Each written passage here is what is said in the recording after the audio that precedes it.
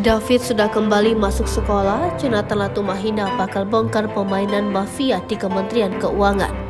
Kondisi dari David Ozora kini semakin membaik dan bahkan kembali masuk sekolah. Diketahui, jika David sudah diperbolehkan kembali ke sekolah lantaran kondisinya yang sudah pulih dan bisa berjalan.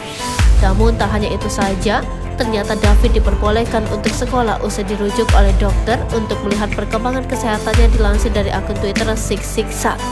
Selain itu, ayah David, Jonathan Latumahina, menyebut bakal membongkar permainan mafia birokrat di Kementerian Keuangan.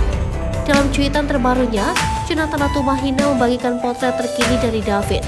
Saat itu, David terlihat berdiri tegap menggunakan seragam pramuka di depan sekolahnya.